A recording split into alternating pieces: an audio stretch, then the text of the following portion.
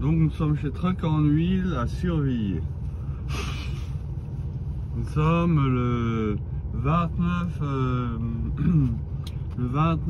juillet 2025.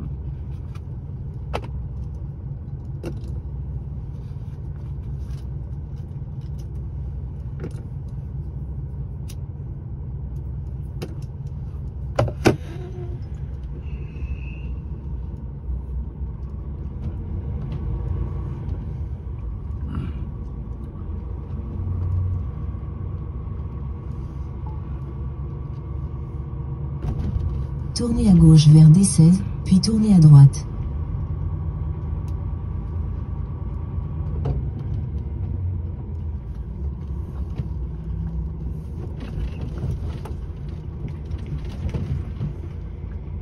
Nous sommes à Surville.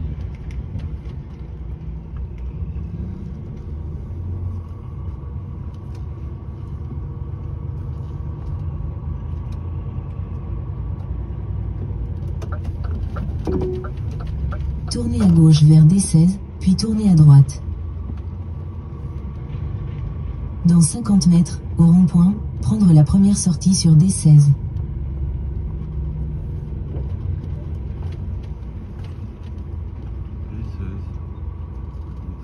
Au rond-point, prendre D16.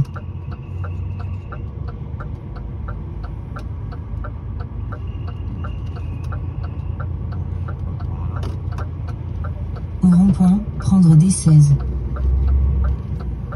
Continuez sur D16 pendant 1,5 km.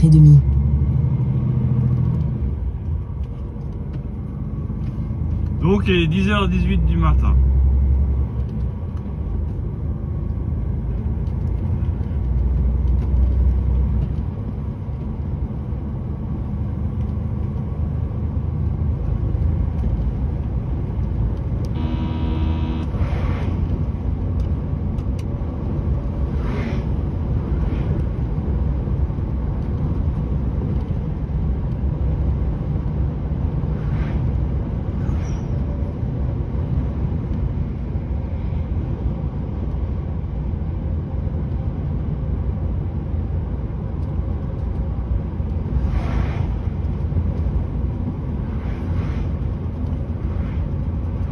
Dans 500 mètres, au rond-point, prendre la première sortie vers Paris, aéroport Charles de Gaulle.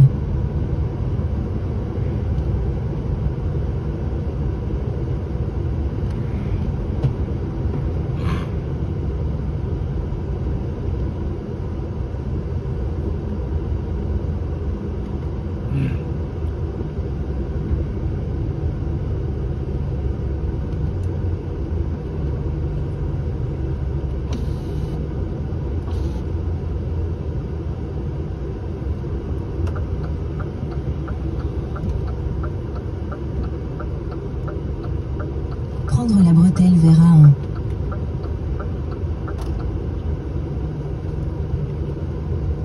Dans 200 mètres, rejoindre A1.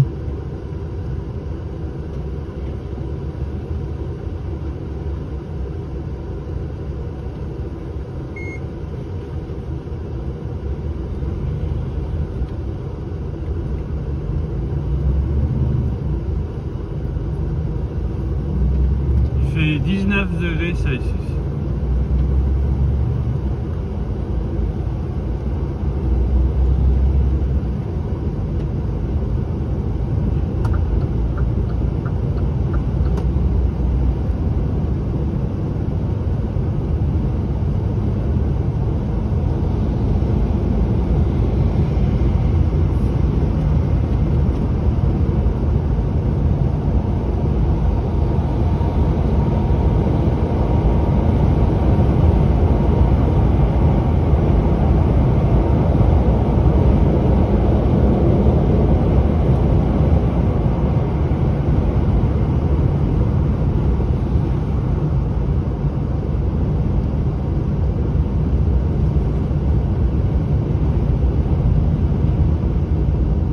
Radar mobile à 1000 mètres. Ça c'est l'air de Weimar. L'air de Weimar.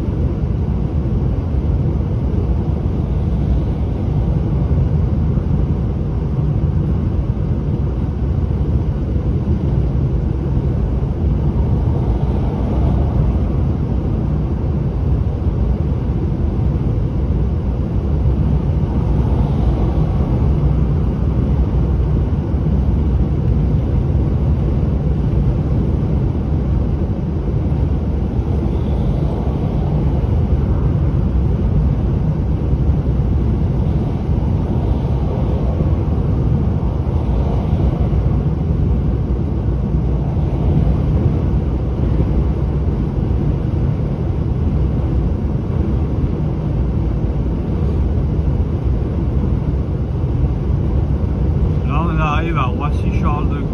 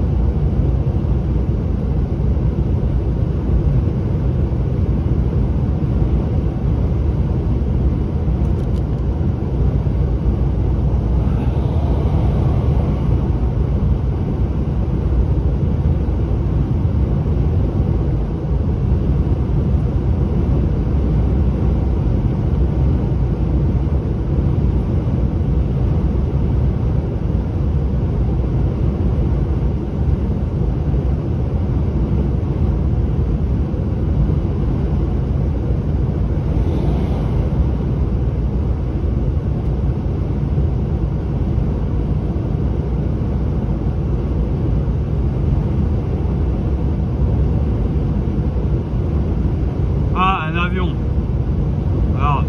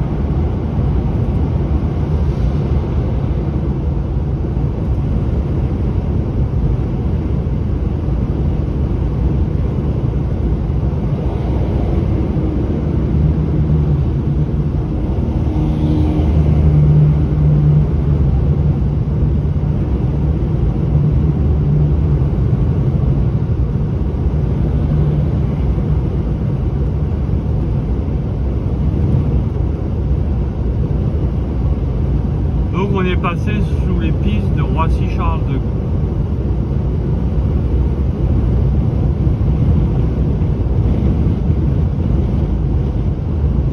Dans 3 km, utilisez les deux voies de droite pour prendre la sortie A3, E15 en direction de A104, Bordeaux.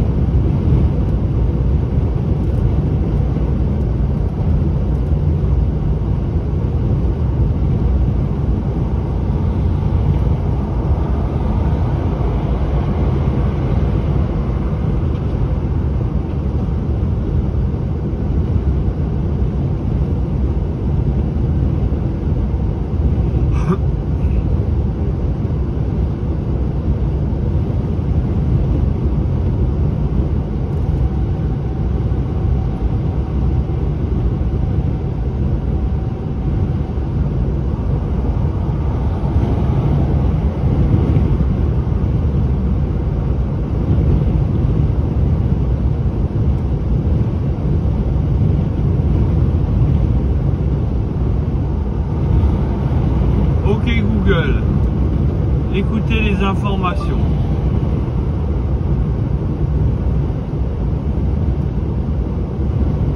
Voici les dernières actualités.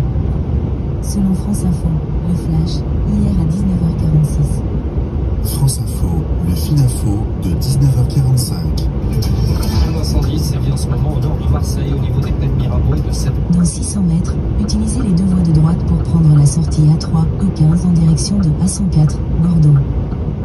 Les Vallons, les autoroutes A7 et A51 sont fermées dans les deux sens au niveau de l'échangeur 517 à l'aéroport de Marseille-Provence. Les avions peuvent atterrir, mais de manière régulée, rapporte ici Provence, Aix-en-Provence. Michel Barnier. Utilisez les deux voies de droite pour prendre la sortie A3. Investis, l'ex-premier ministre a été choisi par la commission d'investiture des Républicains pour être le candidat du parti pour la prochaine élection législative. Continuez pendant 12 km. Partielle sur la deuxième circonscription de Paris. Rachida Dati annonce aux Parisiens aujourd'hui en France qu'elle sera elle aussi candidate et cela quoi qu'il arrive. 4 morts, c'est le dernier bilan de de cet incendie survenu la nuit passée à Montmoreau en Charente au sud d'Angoulême. Un gîte accueillant des adultes en situation de handicap a brûlé. Une enquête est lancée pour homicide involontaire ou blessure involontaire contre X. L'accord USA sur les droits de douane est fustigé par le ministre de l'Intérieur aujourd'hui qui dénonce une très mauvaise nouvelle pour l'Europe. Cet accord a été conclu hier entre la présidente de la Commission européenne et le président des États-Unis. Ce pacte Radar mobile à 1000 mètres. prévoit des droits de douane à hauteur de 15% pour les produits européens entrant sur le sol américain. Dans le cadre de ce pacte, l'UE s'engage à réaliser 750 milliards de dollars d'achat d'énergie et à réaliser 600 milliards de dollars d'investissement Radar mobile à 500 mètres. supplémentaires aux États-Unis. Maxime Grousset sur la première marche du podium. Le nageur français a remporté aujourd'hui à Singapour la finale du 50 mètres papillon. Il est champion du monde. France Info. Selon RFI, Journal Monde, aujourd'hui à 5h12. Radar mobile à 100 mètres.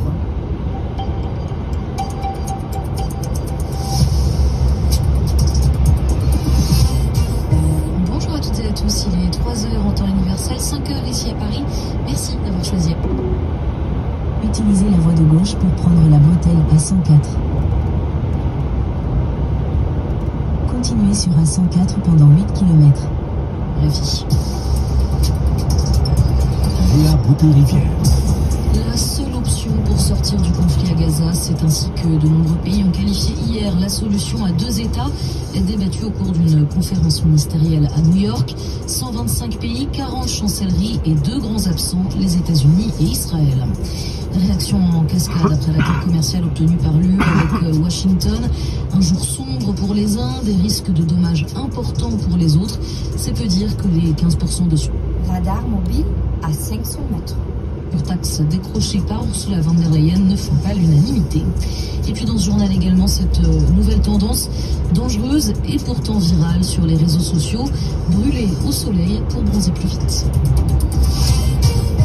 125 pays, une quarantaine de chancelleries et un objectif pour le deuxième jour de suite. New York aux États-Unis est le théâtre d'une conférence internationale sur la solution à deux États au Proche-Orient.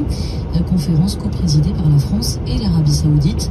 Pour Paris et Riyad, c'est simple. Après 22 mois de combat, il n'y a pas d'autre piste pérenne pour mettre un terme au conflit entre Gaza et Israël.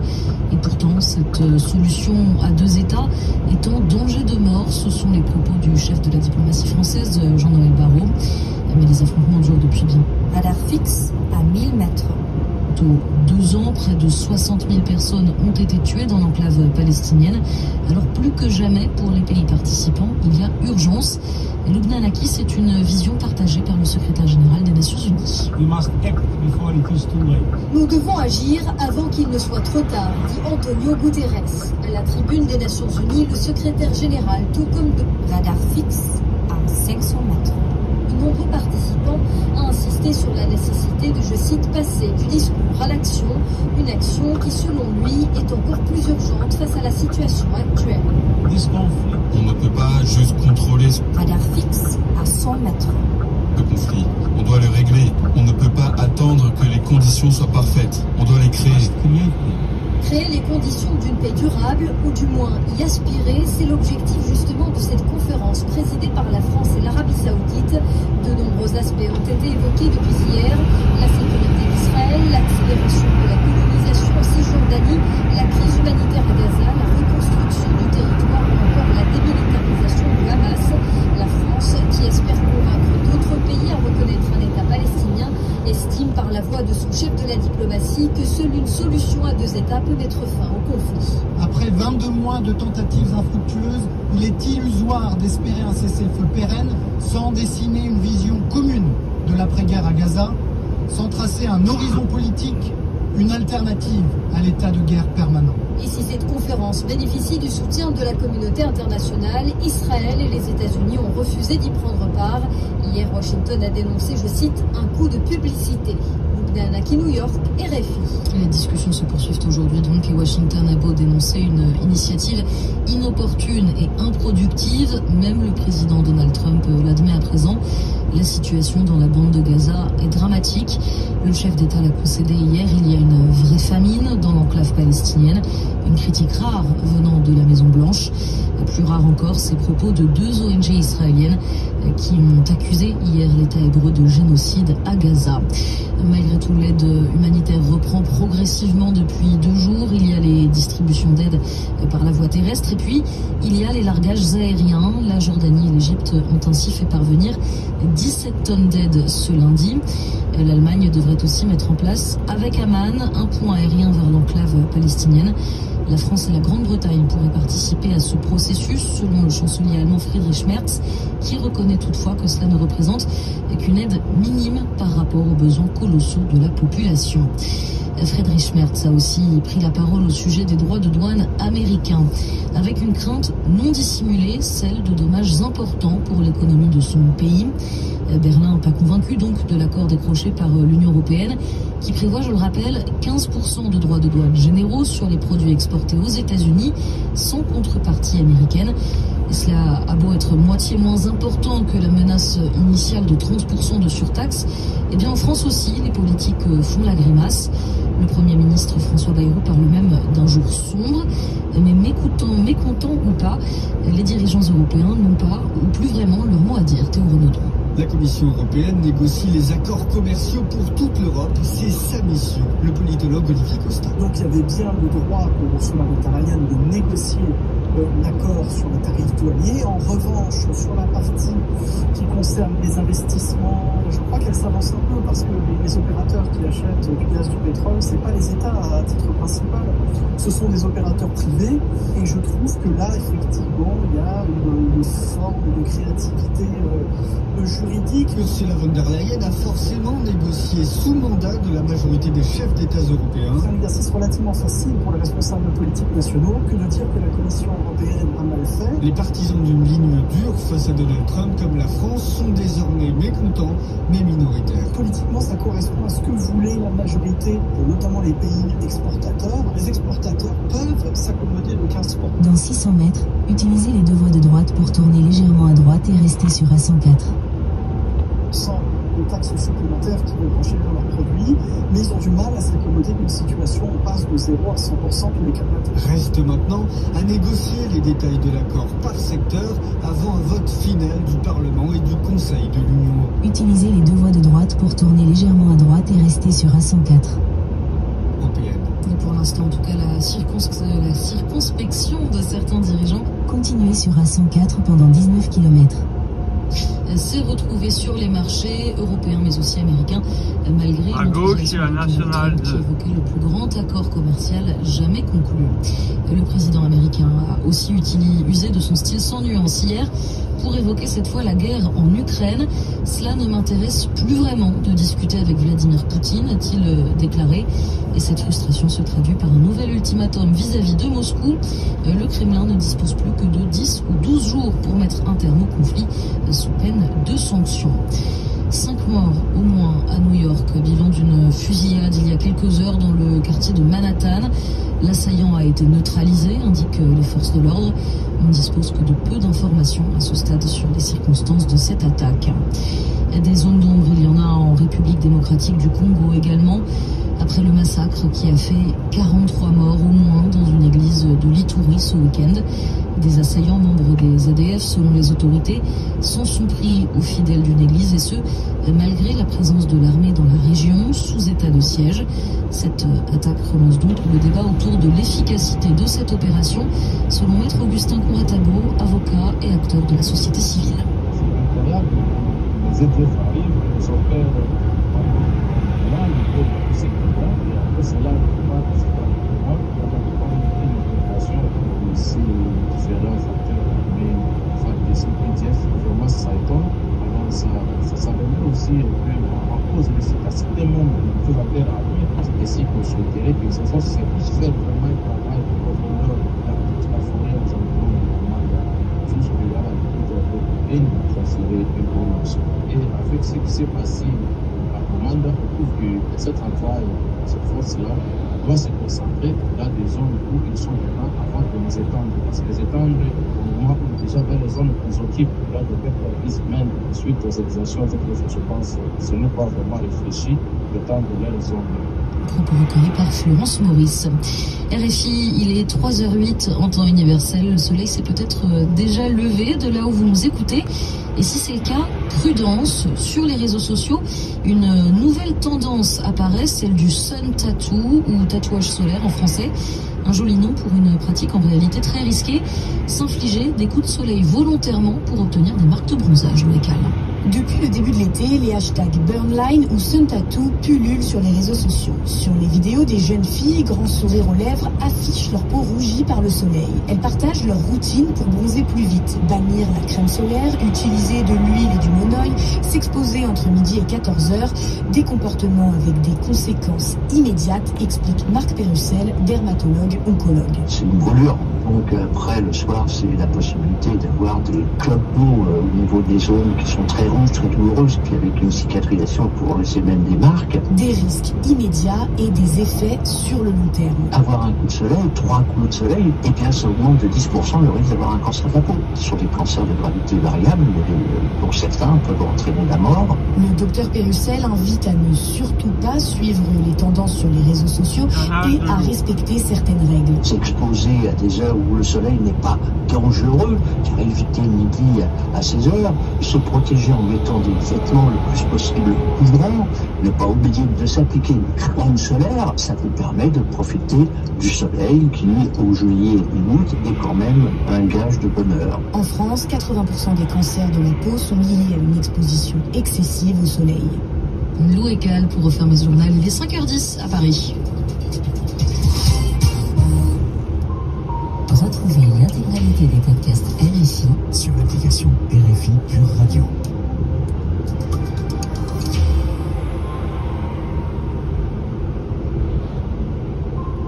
Retrouvez l'intégralité des podcasts RFI sur l'application RFI Pure Radio.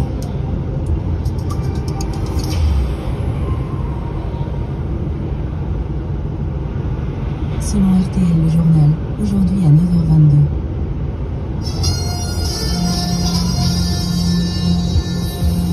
RTL Matin avec Vincent Desrosiers. Et le journal de 9h vous est présenté par Aude Vernuccio. Bonjour Aude. Bonjour Vincent, bonjour à tous. À la une, les 10 propositions de Gérald Darmanin, le garde des Sceaux veut réformer un système judiciaire illisible. Parmi les mesures évoquées, nous avons trouvé un itinéraire plus rapide qui vous gagnera 6 minutes. Si vous préférez rester sur l'itinéraire actuel, appuyez sur non, merci. Un plaidé coupable en cas de meurtre ou de viol, le criminel pourrait négocier sa peine avec le procureur. Une ligne rouge, nous dit l'Union syndicale des magistrats sur RTL ce matin. Y avait-il un contrat sur la tête de l'avocat français du Premier ministre israélien? Une enquête est ouverte pour comprendre s'il a bien échappé à une tentative d'assassinat du mouvement Hezbollah. Et puis 40% des Français ne partent pas en vacances d'après l'Observatoire des inégalités, des familles précaires, mais aussi des seniors. Reportage avec les petits frères des pauvres qui organisent des séjours pour les 70-90 ans. RTL Matin. On vous en parle depuis ce matin sur RTL. Le ministre de la Justice, Gérald Darmanin, veut réformer la justice, système qu'il juge illisible. Le garde des Sceaux présente 10 propositions en vue d'un texte de loi en octobre. Il propose de passer de 224 peines à 4 types de sanctions seulement, d'imposer du sursis pour les délinquants au casier judiciaire vierge ou encore un système de plaider coupable pour meurtre ou viol. Concrètement, un criminel, s'il avoue, pourrait négocier sa peine avec le procureur. Alexandra Vaillant, secrétaire générale de l'Union syndicale des magistrats, était l'invitée de RTL ce matin. C'est vraiment une ligne rouge pour l'USM, notamment si c'est pour calquer la procédure en matière de crime sur ce qui existe déjà en matière délictuelle. Pourquoi on parle aujourd'hui de cette création? Pourquoi? Parce qu'il y a quelques mois, le procureur général près la Cour de cassation rappelait lors de l'audience de rentrée en janvier, à propos de la justice criminelle, nous allons dans le mur. Parce que les dernières réformes faites en matière criminelle l'ont été contre l'avis de tous les professionnels. Si on s'interroge sur la possible création d'une CRPC criminelle, c'est parce que nous avons un problème de moyens qui perdure depuis des années. Ce n'est pas normal qu'une victime ou un accusé attende des années une réponse conférence judiciaire à un dossier. Alexandra Vaillant, secrétaire générale de l'Union syndicale des magistrats sur RTL à 8h15. Également à retenir ce matin, 4 morts et 4 blessés à Montmoreau en Charente après l'incendie hier d'un gîte accueillant des adultes handicapés. Une personne est toujours portée disparue ce matin, probablement sous les décombres d'après la ministre chargée du handicap, Charlotte Parmentier-Lecoq. Les victimes sont la propriétaire et 3 personnes handicapées, propriétaire qui a tenté de sauver des flammes les occupants du gîte. Une enquête est ouverte pour comprendre les causes de l'incendie. A-t-il échappé à une tentative d'assassinat commandité? C'est la question que se pose ce matin l'avocat français de Benyamin Netanyahou, le Premier ministre israélien. Maître Pardo dit avoir reçu les confessions d'un homme. Ce dernier lui assure que le Hezbollah, un mouvement libanais allié du Hamas palestinien, avait mis un contrat sur sa tête, Sophie Neumayer. Oui, il y a une quinzaine de jours, Olivier Pardo pense recevoir un nouveau client à son cabinet. Pas tout à fait un inconnu, puisqu'il s'agit d'un ancien braqueur et ex-indique de la police converti à l'islam radical, connu pour avoir été jugé Radar fixe à 500 mètres. Pour une tentative d'assassinat sur un avocat médiatique avant d'être blanchi. Radar fixe à 300 mètres. Bord curieux de recevoir un tel personnage, l'inquiétude gagne très vite, Maître Pardo. Il a dit Radar fixe à 100 mètres. Je ne viens pas pour moi, je viens pour vous. Ah bon? Radar mobile à 100 mètres. Il a dit voilà, j'ai été contacté par le Hezbollah et ils m'ont demandé de vous assassiner. L'ancien braqueur assure avoir refusé le contrat, mais tenait à prévenir le ténor ciblé, dit-il, parce qu'il défend Israël dans les médias et surtout parce qu'il est l'un des avocats du Premier ministre israélien. Olivier Pardo a tout de suite décidé de déposer une main courante. C'est pas agréable. D'abord, vous vous demandez si c'est, pardonnez-moi l'expression, du flanc ou pas, parce que des menaces, j'en reçois à peu près tous les jours sur X. Je connais les risques de mon métier, je défends les gens quoi qu'il m'en coûte, mais c'est toujours la même chose. Vous pensez à votre famille, vous n'avez pas envie de mettre les vôtres en danger. Alors ce contrat, ce projet d'assassinat est-il réel? Le parquet de Paris a ouvert une information judiciaire hier pour en avoir le cœur net. Les précisions de Sophie Neumayer pour RTL. RTL, il est 9h03. Lui a tenté de plaider la cause d'un État palestinien à la tribune de l'ONU. Pour Jean-Noël Barrot, il n'y a pas d'alternative pour mettre fin à la guerre à Gaza. Le ministre français des Affaires étrangères s'est exprimé en pleine conférence organisée par l'Arabie Saoudite et par la France à New York. Conférence boycottée par Israël et les États-Unis. Il y a urgence, d'après Jean-Noël Barrot. La solution à 2 États est en danger de mort. Elle s'apprête à céder place à l'affrontement perpétuel. À cela, la France ne peut en aucun cas se résoudre et nous ne pouvons plus attendre, car le temps joue contre la paix. Après 22 mois de tentatives infructueuses, il est illusoire d'espérer un cessez-le-feu pérenne sans dessiner une vision commune de l'après-guerre à Gaza, sans tracer un horizon politique, une alternative à l'état de guerre permanent. Propos recueillis par Lubna Anaki. Le département d'État américain dénonce une initiative improductive qui s'apparente à un coup de pub au milieu d'efforts diplomatiques délicats. De son côté, Israël accuse la conférence de renforcer une illusion. Tel Aviv qui poursuit ses frappes sur la bande de Gaza en même temps que l'acheminement d'aide humanitaire. La défense civile palestinienne fait état ce matin de 84 morts ces dernières heures avec un dernier raid à Nuseirat dans le centre de la bande de Gaza. On l'apprend à l'instant. Aux États-Unis, une fusillade a fait 4 morts dans un immeuble de bureau en plein cœur de Manhattan. Le tireur de 27 ans, originaire de Las Vegas, a ensuite retourné l'arme contre lui pour se suicider. La police new-yorkaise évoque des problèmes psychiatriques. L'enquête se poursuit. Retour en France, la facture va être salée pour 13 millions de foyers fiscaux qui vont payer davantage d'impôts cette année. Un radar fixe à 500 mètres. Reliquat de 1 900 € en moyenne, un rattrapage en réalité qui concerne plus de monde que l'an dernier, la faute aux salaires qui ont augmenté plus vite. Radar fixe à 300 mètres. Et que l'inflation explique l'économiste Philippe Crevel. Les salaires ont augmenté plus vite que l'inflation donc en 2024, ce qui a permis des gains de pouvoir d'achat qui ont été notés. Radar fixe à 100 mètres. Par l'INSEE, évidemment, le montant moyen d'imposition augmente. Et donc, c'est à la fois une bonne nouvelle, c'est les salaires qui ont augmenté, mais de l'autre côté, évidemment, il y a plus d'impôts à acquitter. Le reliquat d'impôt était lié, en fait, aux déclarations que les Français ont fait, donc, au printemps. Comme les revenus des Français ont augmenté et que ça a été pris en compte par les services d'impôts au printemps, et qu'il n'y avait pas eu d'ajustement de la part des ménages passage du taux moyen d'imposition, et ben, l'administration fiscale est amenée à demander donc un complément d'impôt pour ajuster en fonction des revenus réellement touchés en 2024. Et c'est pour ça qu'il y a 13 millions de Français qui vont devoir payer d'ici les prochaines semaines ce montant supplémentaire d'impôt qui est évidemment pas une bonne nouvelle. Un propos recueilli par Morad Jabari. D'autres Français ont un peu plus de chance avec un remboursement d'impôt de 1017 € en moyenne. Si le virement n'a pas été fait sur votre compte vendredi dernier, ce sera pour le 1er août, vendredi.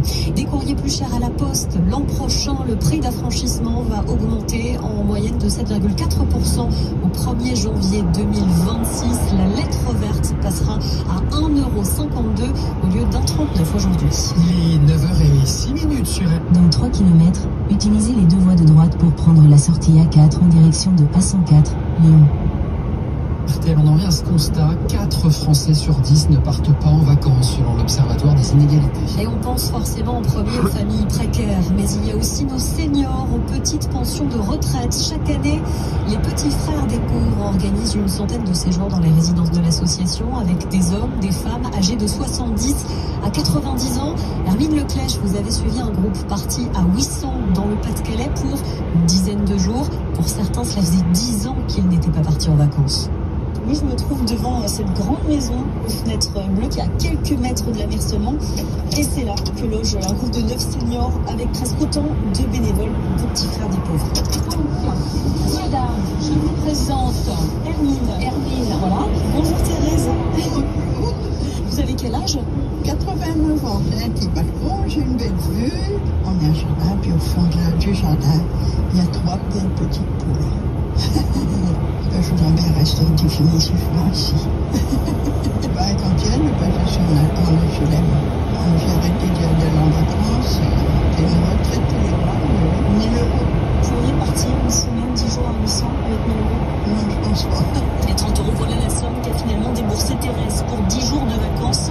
Parmi les activités, une marche face à la mer. Et alors qu'il décharge les fauteuils roulants du minivan, Anita, 72 ans, insiste pour se tenir debout. Oui, parce que moi, dans le bien, moi je connais personne, je sors pas. Je respire mieux, puis je me détends. Ce qu'il y a, c'est que quand je vais rentrer, je vais plus marcher. Vous sentez pour les bénéfices sur les personnes que vous accompagnez au niveau de la santé? Oui, absolument. Un véritable traitement. Le meilleur traitement, c'est de ne pas être seul. Qu'est-ce que vous en pensez, Thérèse, de ce paysage? Oh, c'est une vue. On devrait finir sa vie en vacances.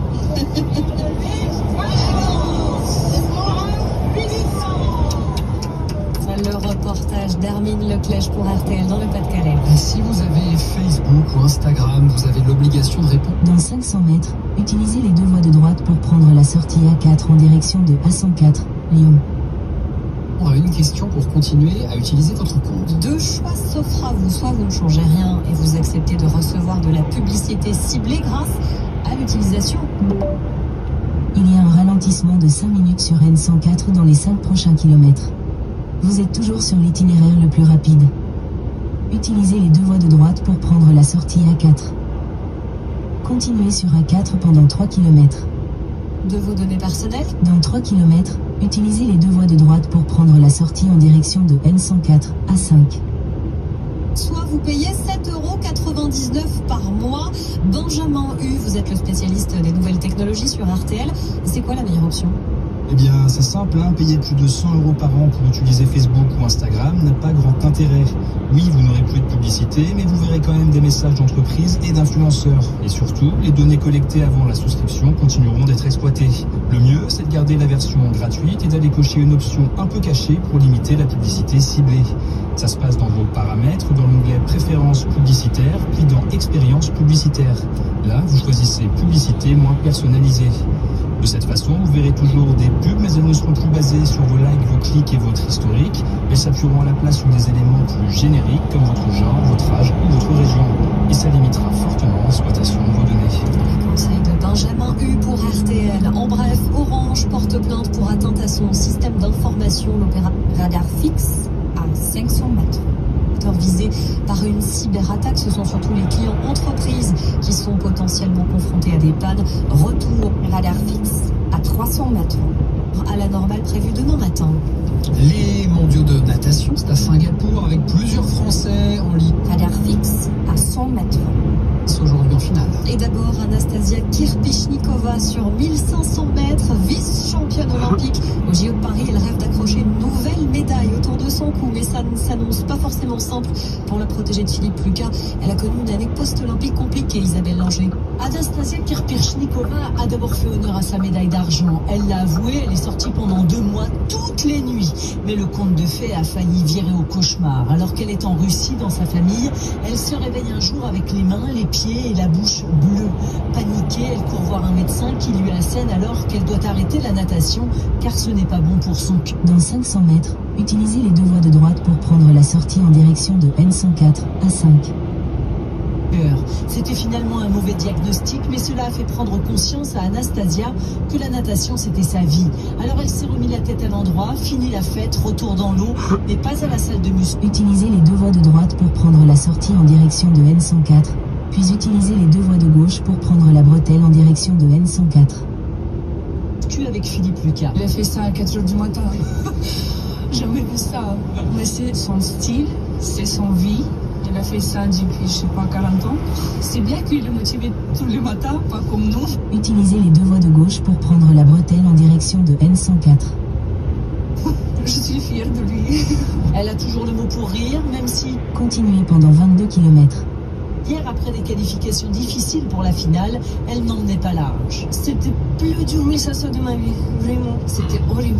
Mais comme à chaque fois, cet après-midi, Anastasia Kirpichnikova donnera tout avec ses tripes et son cœur qu'elle a gros comme ça. Isabelle Langer, envoyée spéciale de RTL à Singapour, et c'est Maxime Grousset, le premier Français à avoir décroché une médaille pour la France. Et l'or, il a été sacré champion du monde du 50 mètres papillon. On le retrouve demain dans les bassins pour le 100 mètres à nage libre. Les courses, c'est à Compiègne, départ 18h15. Alexandre, radar mobile à 500 mètres. De Kopman vous conseille de jouer le 4, le 9, le 15, le 14, le 2, le 7. Radar mobile à 300 mètres. Le 6 et l'outsider de RTL, c'est le 15, Ocean Treaty. J'ai tout noté, merci. Radar mobile à 100 mètres. Hugh Vernucci. Selon RTL Langleco, aujourd'hui à 7h51. RTL Matin.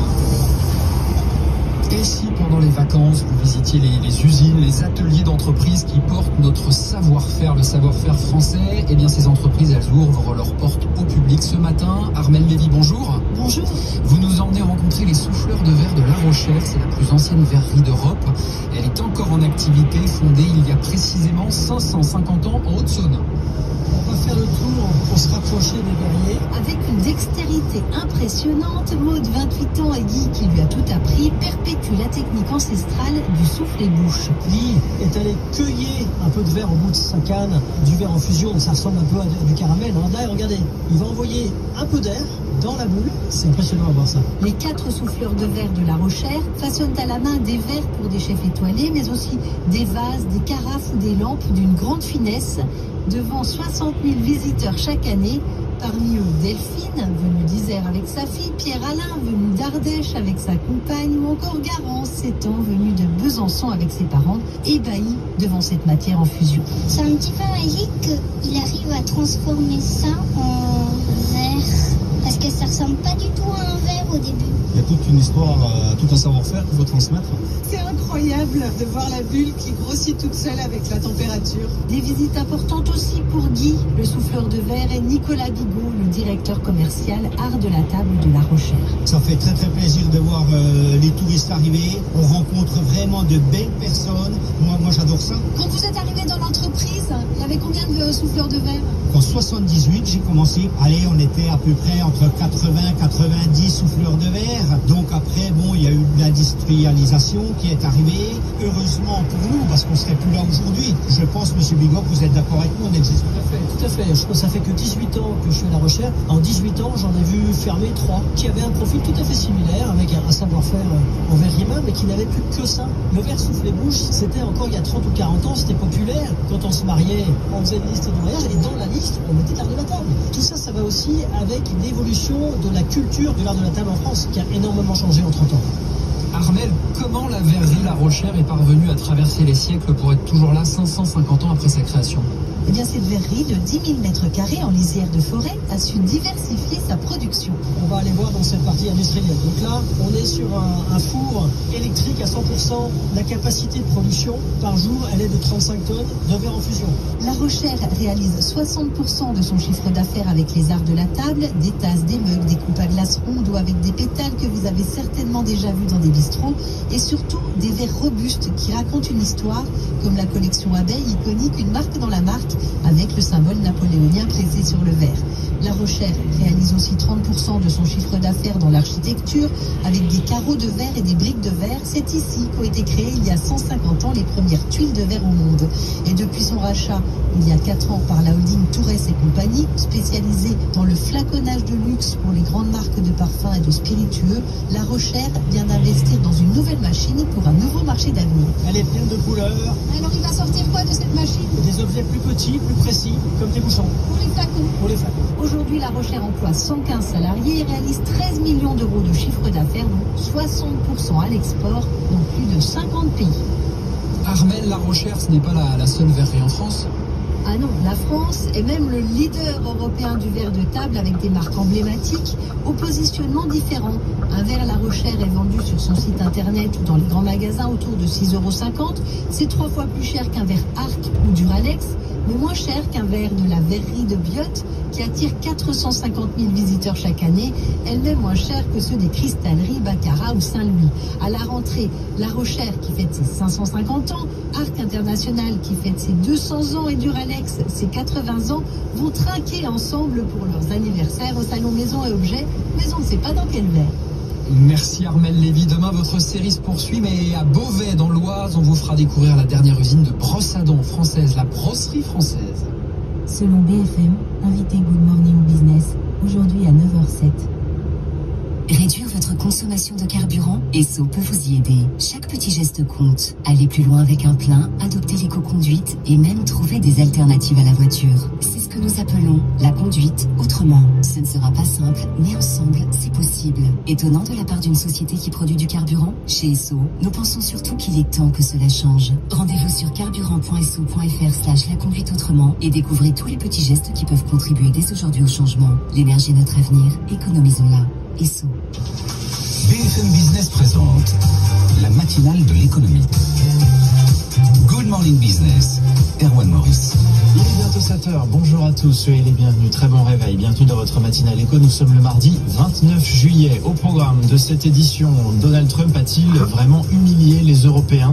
Chefs d'État et capitaines d'industrie sont en tout cas nombreux à regretter que la présidente de la Commission européenne n'ait pas été plus offensive. Y a-t-il un manque de vision et de stratégie européenne? On pose la question à 7h20 à Charles-Henri Colombier, économiste chez Rexecode. Et puis à 7h40, dans le grand entretien, Julien Marcy, chef économiste de Global Sovereign Advisory, nous expliquera pourquoi cet accord est aussi perdant pour les Américains. Secteur par secteur, en tout cas que ces conclusions sur les droits de douane ne sont pas accueillies partout pareil. L'industrie automobile, par exemple, eh bien qu'elle soit pénalisée par ces taxes, salue qu'un accord ait été trouvé. Pour analyser cela, nous serons dans quelques minutes avec le spécialiste des transports, Arnaud Aimé. L'actualité en temps réel, c'est aussi avec vous, Léo Dumas, les titres ce matin. Eh bien, après cet accord commercial, Bercy va réunir le patronat et les filières économiques. Valentino, le premier dossier chaud pour Luca De Meo chez Kering, qui dévoile ses résultats ce soir. Et puis LVMH réfléchit à vendre Marc Jacobs. Et si vous êtes sur les routes ou sur le point de partir en vacances, peut-être que vous ne roulez pas encore à l'électrique, de peur de tomber en rade de batterie.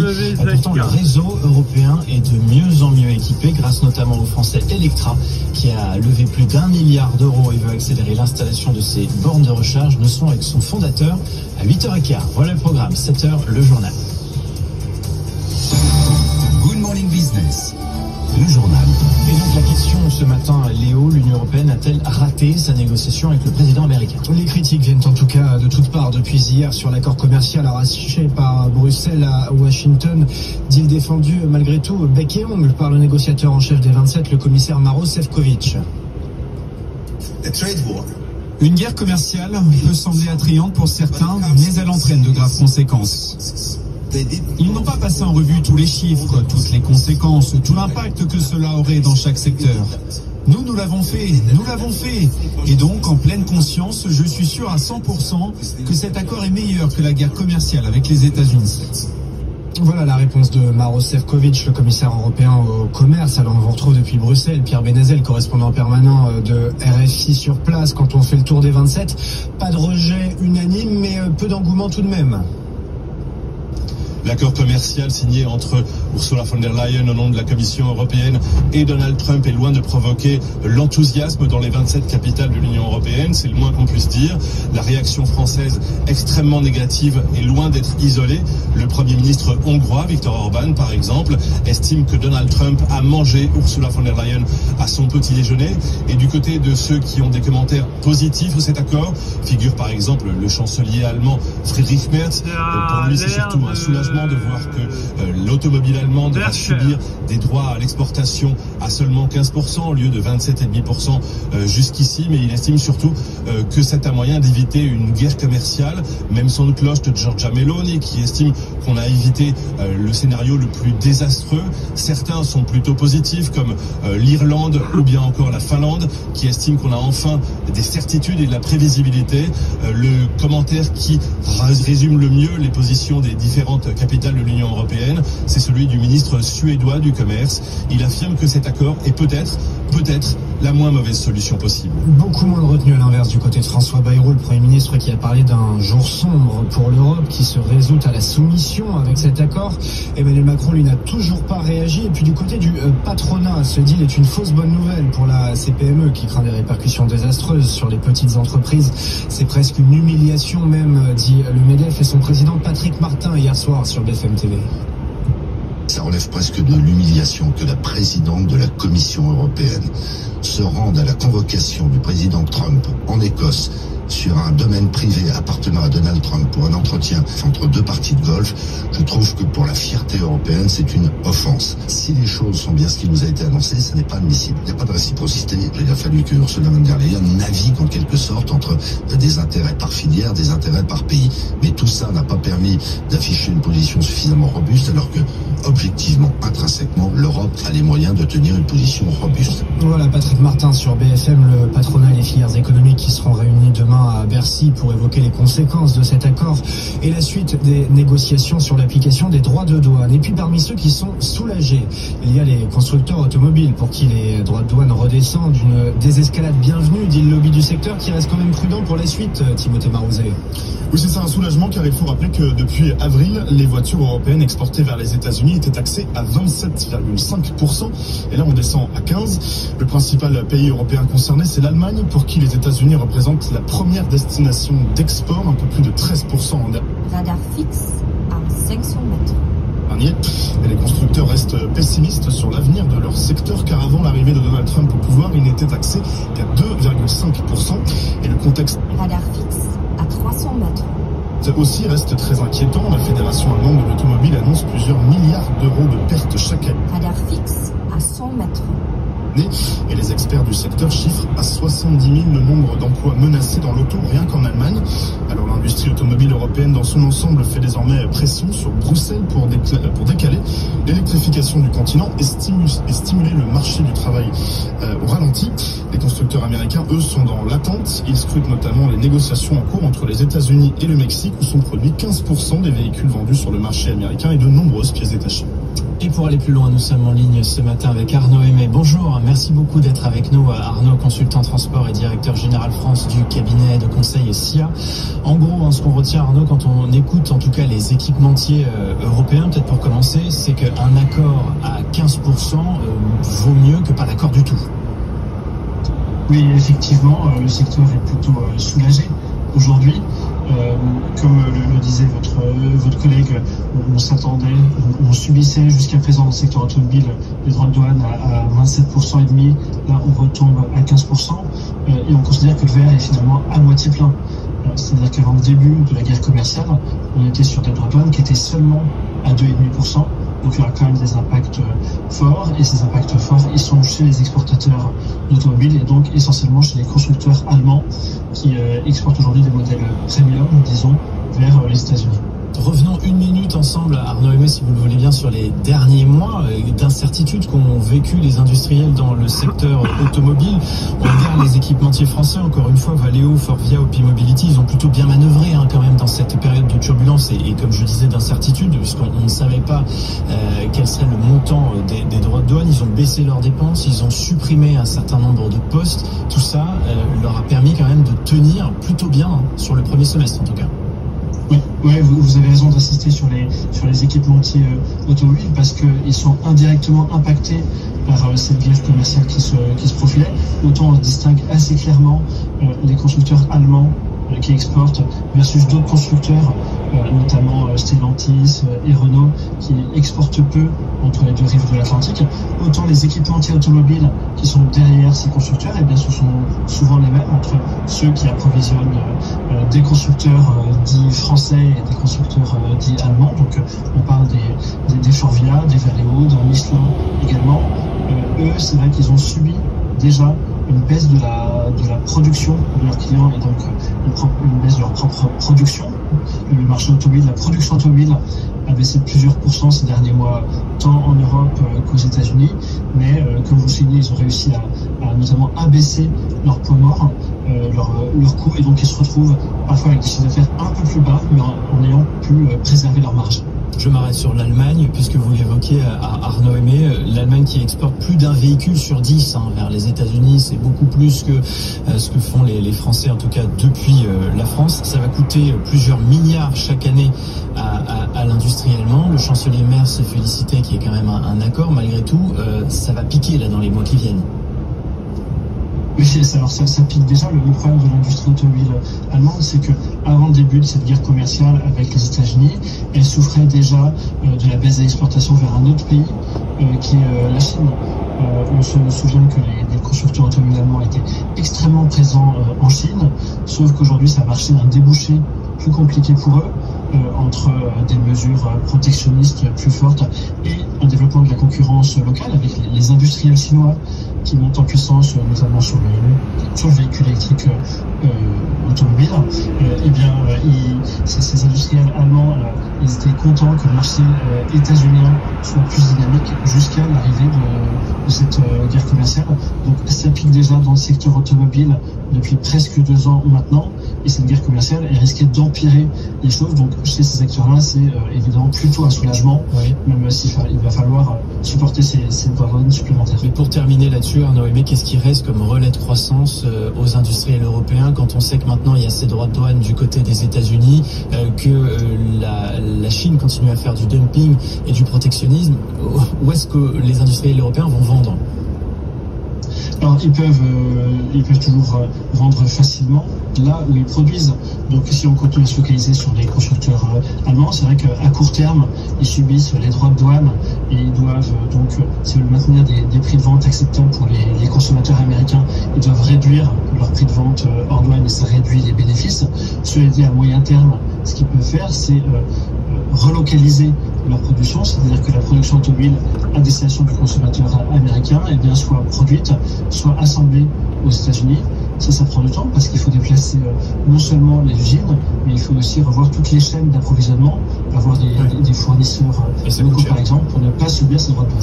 Merci beaucoup pour cette analyse avec nous ce matin, Arnaud Aimé, consultant de transport et directeur général France du cabinet SIA. Il est 7h09 dans le reste de l'actualité. Grosse journée de publication, Léo, les semestriels de Kering ce soir notamment, après bourse. Oui, le consensus stable sur une baisse des ventes de 13% sur les 6 premiers mois de l'année. Pas de miracle à attendre donc, alors que le groupe est en pleine transformation et que Luca de Meo doit prendre les rênes en septembre sur son bureau. Une vaste revue de portefeuille et notamment la poursuite du rachat de Valentino qui sera l'un des premiers gros dossiers, Pauline Tadevin.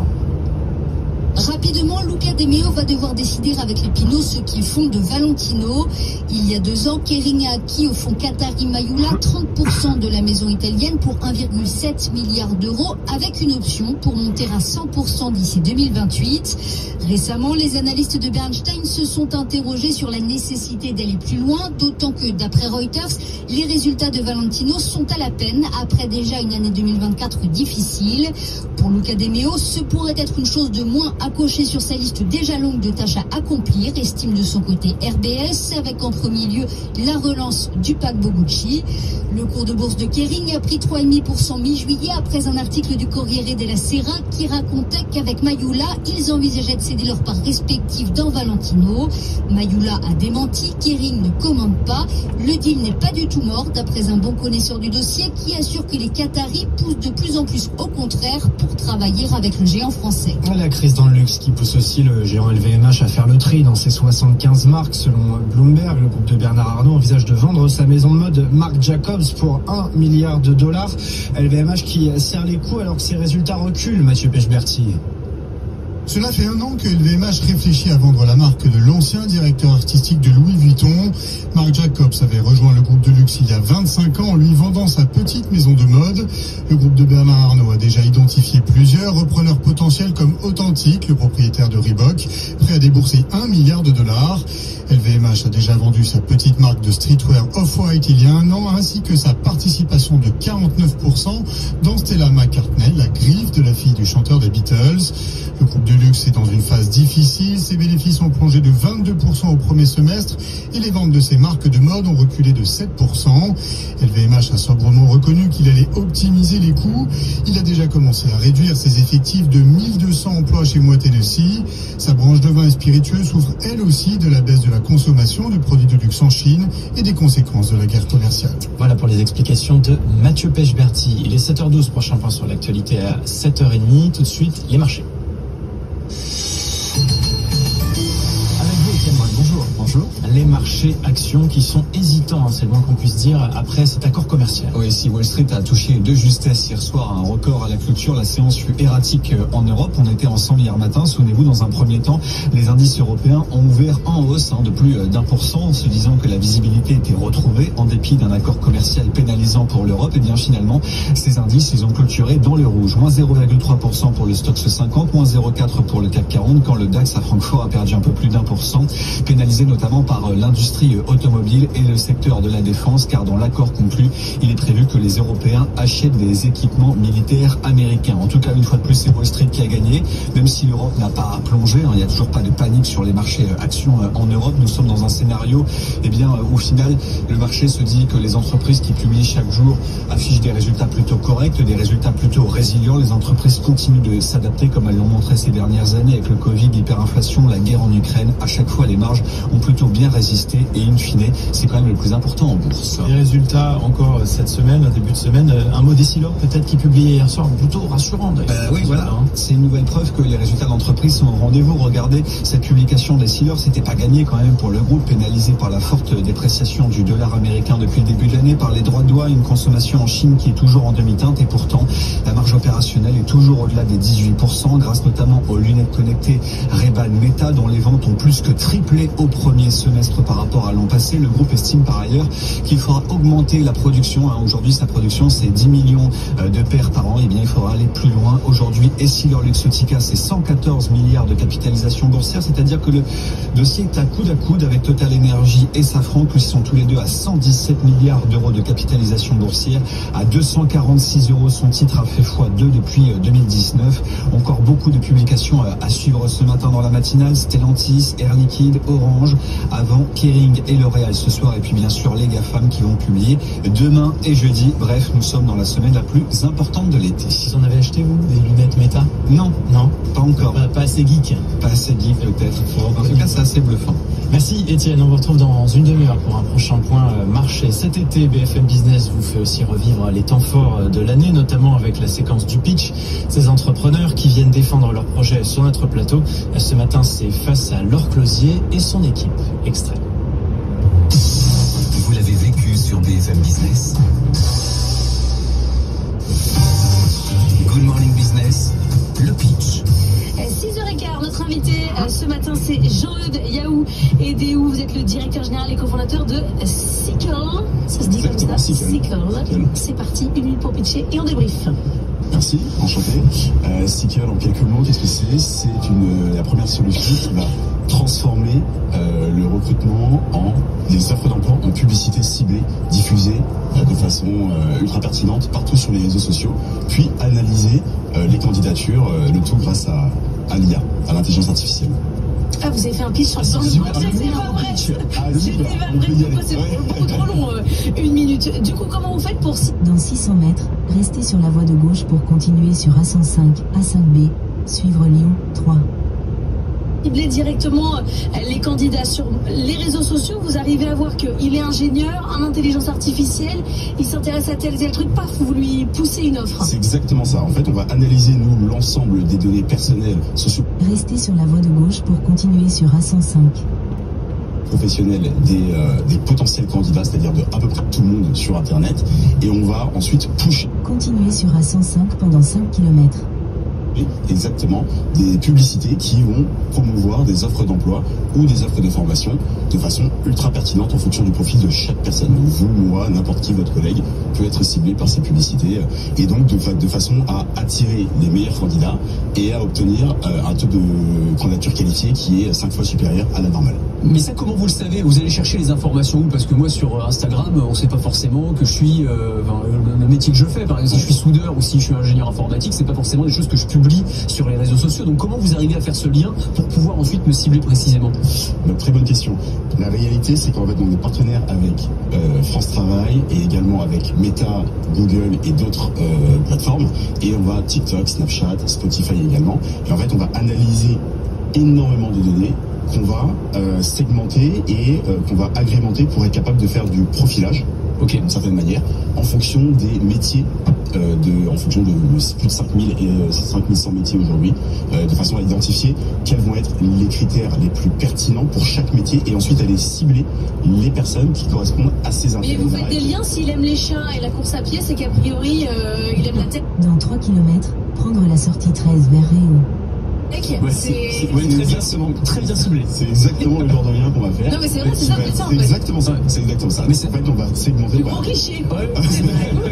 C'est-à-dire que même si j'ai jamais publié sur mon métier, sur mon fil Instagram, je peux avoir une pub qui est en lien avec un métier qui peut m'intéresser. Qui peut vous intéresser. Ce qui est certainement le cas aujourd'hui. Ce qui est exactement le cas quand vous voyez des voyages ou peut-être des lunettes ou d'autres choses qui vous intéressent. Vous n'avez pas forcément fait une recherche directe, mais c'est ce qu'on appelle des données déduites. En fait, on va faire de la déduction psychologique pour être capable de trouver les avec combien de plantage? Parce que si vous lui bouchez des annonces pour être boucher charcutier traiteur, ça va pas le faire. Ça peut être une reconversion intéressante après. Oui, il peut y avoir un taux de plantage quand même. Il peut y avoir un taux de plantage, effectivement. Nous, on a plus de 60% de taux de candidature qualifiée qui arrivent. Donc, comparé aux 10% classique quand on met une offre d'emploi sur Internet, c'est beaucoup. Il faut quand même faire attention à ce qu'on poste. En fait, c'est ni plus ni moins du social ads, en fait. Exactement. Adapté, c'est une technologie publicitaire qui a été adaptée au RH. Pour ça, on a beaucoup travaillé, notamment avec Meta, on a été accéléré par Meta, puis avec Avas récemment, France Travail entre-temps, pour vraiment consolider toutes ces données et être capable de créer cette technologie unique qui permet de... Et alors, les publicités que vous pushez, c'est juste l'annonce recherche ingénieur ou vous allez plus loin avec des petits spots? Alors, ça va être une publicité visuelle qui va être attractive, vraiment designée pour attirer l'œil, et également des vidéos animées, des animations. Également de l'audio, puisqu'on a signé un partenariat avec Spotify récemment, donc audio, génératif, TV. Dans 600 mètres, prendre la sortie 13 vers Réau. Connecté pour faire des vidéos sur YouTube, sur énormes plateformes, même sur les moteurs de recherche. J'ai très peur avec ce que j'écoute, je me retrouve avec des autres trucs, mais c'est très loin. Mais sur l'efficacité pour une entreprise qui voudrait faire appel à vos services par rapport au fait, par exemple, de publier une petite annonce. Prendre la sortie 13. Sur LinkedIn, ce qui se fait beaucoup aujourd'hui, et ce qui permet aussi d'avoir un profilage pour le coup qui est très précis, parce qu'on a vraiment le profil précis, l'emploi des personnes. C'est plus efficace? Comment vous arrivez à quantifier ça? Dans 200 mètres, au rond-point, prendre la première sortie. C'est plus efficace parce que LinkedIn ne permet que de cibler des profils blue collar, donc nos métiers, et donc qui vont pas correspondre à 90% de la population qui sont sur des métiers dits ETAM, employés, techniciens, agents de maîtrise, des métiers de service, le transport. Sortir du rond-point, puis tourner à gauche. La logistique, les techniciens, la production, la restauration, etc. Nous sommes au centre routier de Réau. Voilà, c'est ça, c'est cadeau. Donc ça ne correspond pas à la majorité des profils aujourd'hui. Donc c'est pour ça qu'on avait besoin de cette technologie. BFM Business, première sur l'écho. 7h20, tout de suite l'actualité internationale, on revient sur l'accord commercial trouvé entre l'Union européenne et les États-Unis. Good Morning Business, le monde qui bouge. L'Union européenne qui se réveille groggy ce matin. États et entreprises européennes encaissent cet accord conclu il y a 24 heures maintenant entre Bruxelles et Washington. Un accord jugé par beaucoup comme étant gagnant-perdant et qui contient quelques angles morts, c'est le moins qu'on puisse dire. Bonjour Charles-Henri Colombier, merci beaucoup d'être avec nous en direct ce matin, directeur du pôle conjoncture et perspective à Rexecode. D'abord le constat, c'est un accord déséquilibré, vous êtes d'accord avec ça ? Bonjour, merci pour votre invitation. Alors, c'est difficile de dire le contraire. Il y a d'ailleurs dans cet accord finalement assez peu de choses qui vont dans le sens des intérêts européens. Si on égrène la liste des éléments qui sont inclus, à savoir un abaissement des tarifs douaniers, des engagements d'achat de produits énergétiques, des engagements d'investissement aux États-Unis, c'est finalement une longue liste d'engagements européens plutôt que d'engagements américains qui ressemble dans une certaine mesure à une forme de capitulation. Alors, pour être un peu contrarien par rapport au discours qui se développe, qui est très critique vis-à-vis de la Commission européenne, il y a peut-être néanmoins trois aspects à sauver. D'abord, c'est un accord qui limite les incertitudes, du moins à court terme, des incertitudes qui devenaient véritablement pesantes pour les entreprises européennes. Deuxièmement, on a peut-être néanmoins limité la hausse des tarifs douaniers américains en consentant une baisse des tarifs à l'import sur le marché européen. Et ça, du point de vue macroéconomique, c'est relativement intelligent, c'est moins dommageable de baisser nos tarifs à l'import en Europe plutôt que de subir une augmentation des tarifs américains, probablement. Et puis enfin, et ça c'est quelque chose que seuls les négociateurs maîtrisent, il y a peut-être eu dans la balance un engagement américain vis-à-vis de l'Ukraine. Et ce n'est peut-être pas totalement un hasard si dans la foulée de l'accord qui a été annoncé avec Madame von der Leyen, Donald Trump s'est montré relativement incitant